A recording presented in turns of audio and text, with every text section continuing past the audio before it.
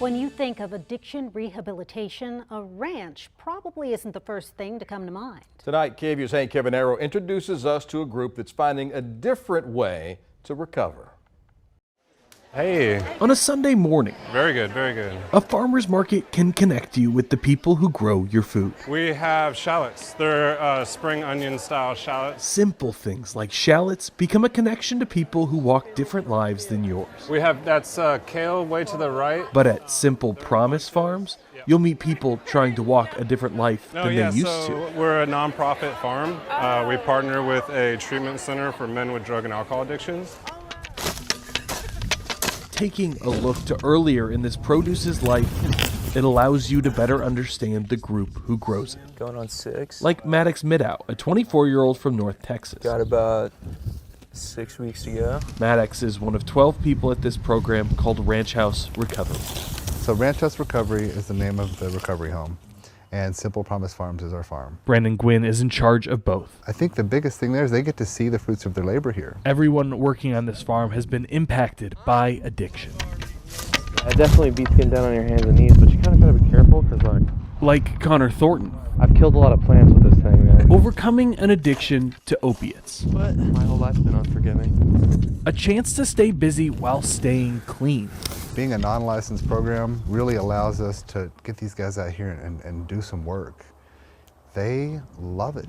Most of the magic happens out there, kind of that peer-led model. What did you do mostly? Models that helped Maddox. Xanax. And then before I came here, fentanyl. Ranch House isn't his first recovery home. Yeah, I went to one facility in LA. But for him, this place is different. All the other clients that had been here before me kind of inspired me to take another look at why I came here in the first place. And I think that set the ball rolling for me to try and kind of carry the torch, help out the community. That's the environment we're creating out here. We're building relationships, we're building trust, and I think that allows for these guys to really dive in and do the work. Every morning spent growing something. Every afternoon, they work on growing themselves. We get to step 11 and it's like, yeah, I'm still gonna do that. 1 o'clock they have a group, and 2 o'clock they have a group. And so I got to this last day around, I was deeply cynical with the world around me. Now, most all of our groups are 12-step based, so they've got their 2 groups. Yeah, I think it's a big pill to swallow for like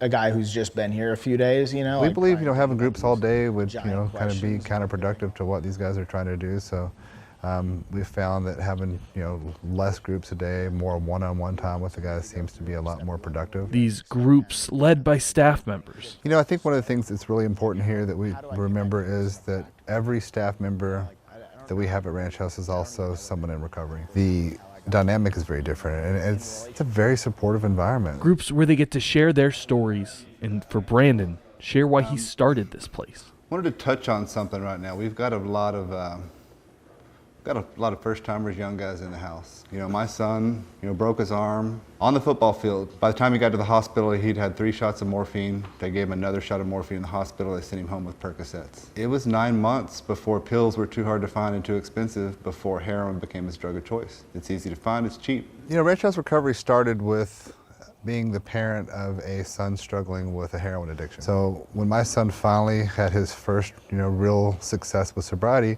it came from a horse ranch up in Washington State. So for the next, couple of years, we started looking at what can we do to create something new and unique out here. A unique approach that helps those who need it most. We had a client in here and didn't know it at the time, found out after he'd been here about 60 days. This is my son's former heroin dealer. Every person that comes through this program is somebody's kid. My son has done questionable things. My son has been that person that has caused a lot of harm. How can I, not offer that same, love and kindness to someone else? If it wasn't for the guys in the house, it wouldn't be what it is. And I don't think it would have the community connection that it does. And y'all sitting at those farmers markets, sharing your story, it's powerful.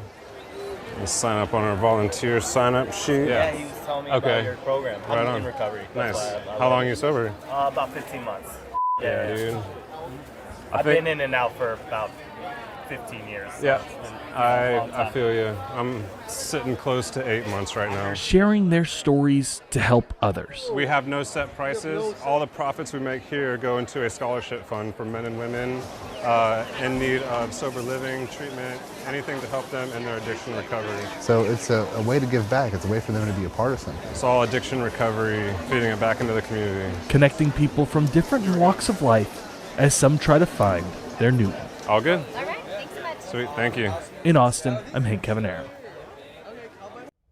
It's incredible the difference that a program like that can make in so many lives. Helping themselves, but also helping each other. I'm sure that's a fantastic program for them. Nourishing the body and the soul.